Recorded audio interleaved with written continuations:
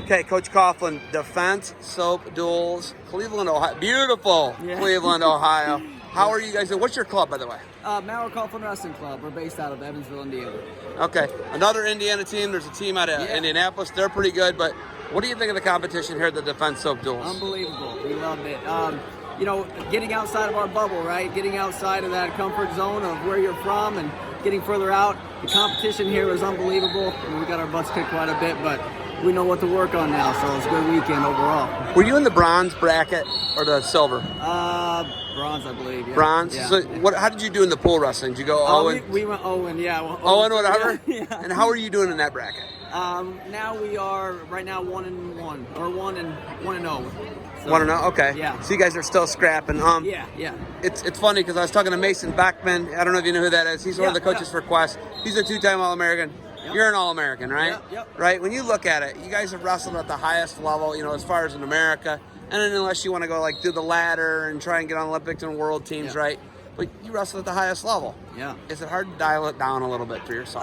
Yeah, absolutely. I think coming from a high level, then going to like entry level wrestling is definitely difficult. But you kind of learn where, as a coach, just like an athlete, you learn as you go and figure a lot of things out. First and foremost, it's always about character, right? Like we want to develop good young men, good young guys that are going to wrestle. If they want to wrestle in college, we want them to love wrestling, love what they're doing. But yeah, and then focusing on technique-wise, the higher you get, like this is all high-level technique. These kids are hitting stuff that I wasn't even hitting in college.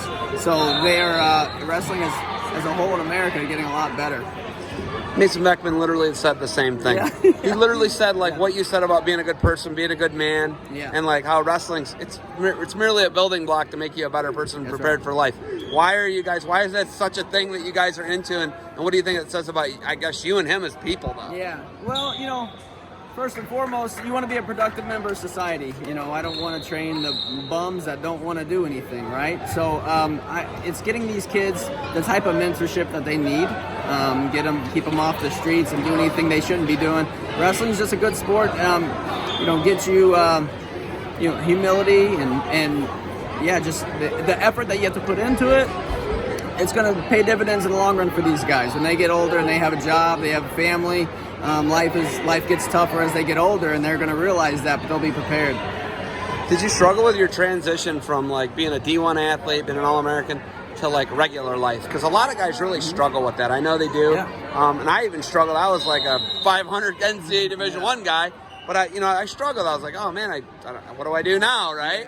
Did you struggle with that at all? Yeah, I think as far as the whole, and most athletes, especially the higher level ones that come back, the competition, right? Being an athlete, a competitive athlete, I don't know if I'll ever be able to let that switch go. I always want to compete. I always think about wrestling. I always dream about wrestling. Getting back to like the real world and not competing so much. Now I'm just competing with myself, right, and being the best man I can be and being the best coach I can be. So that's the big struggle there, I guess. Where are you guys? Where's Evansville, you said? Evansville. It's the very southern tip of Indiana. Okay, and is that where you're from? Yeah. I went to Evansville Mater Dei, and so did Coach Mauer. We both had pretty good high school careers for Mater Dei. Won some team state titles, individual state titles.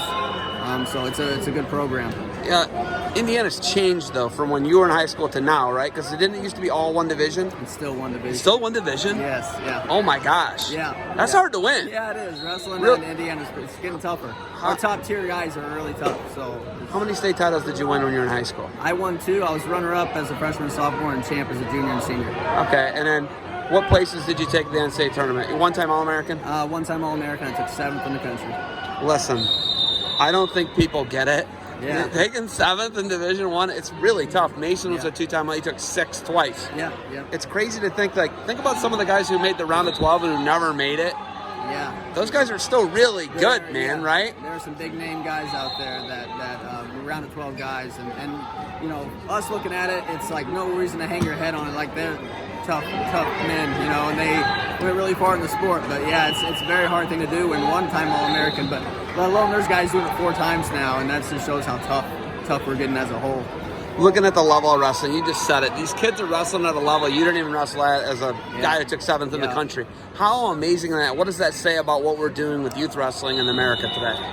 It's awesome because our coaches are evolving, right? So if I were the same coach that I would wrestler as I was coach, right? If I was teaching the same stuff, our kids would be about where I was in 2005. So we're evolving. We're learning the sport. We're figuring out positions and putting these kids in those uncomfortable positions where they become comfortable.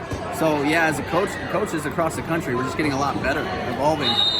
Okay, what do you say to the 500 kid? What do you say to the kid who isn't a Tulsa national champ? How do we keep them engaged? And these are people who, they love wrestling, right? They might be 500, but they can go be a CEO of a company with something they learned from wrestling. Right. What do you say, and how do you keep those kids involved? Well, first and foremost, when you're 500 and you're a young kid, right, you just focus on what you're doing right. Focus on the process. And it's a really hard thing for a kid to do. But focus on the process. Enjoy what you're doing, because I promise you, you're going to get so much better from all that. You're going to get so much better, and you never know what's going to happen. I've had wrestlers that were 500 wrestlers in middle school go on to win a high school state title, go wrestle at Penn State. That's really cool. So. All right, you guys got some duels going on. You're still coaching. You got anything else for me? No. Is that easy? Is that easy to talk? Is that easy absolutely. to talk? All right, hey, Coach, good luck to you guys. Keep grinding. Thanks for the time. Yeah, safe travels. Safe travels back home. And hopefully we see you in Indianapolis. Yeah, or not Indianapolis. We see you in Minneapolis is what I meant to say. You go over here? Yeah. We have some wrestlers that are wrestling in college. Nick Lee from Penn State. He's not bad. Yeah, he's not bad. He came out of our club, and we're really proud of him. He's exactly what embodies what we talk about. I mean, he's a great person, a great wrestler, a great attitude. He's just an awesome kid. So he's the Born Identity. Yeah. We call him the Born Identity. Yeah. So my wife and I call him. He's the Born Identity. It's like he hears like a low dog whistle, and then he goes to like psycho mode, and then off the mat he's a nice kid, right? Nicest kid ever. It's crazy. All right, hey, thanks for the time, and safe travels to you guys. Thank you guys. Thanks for having us.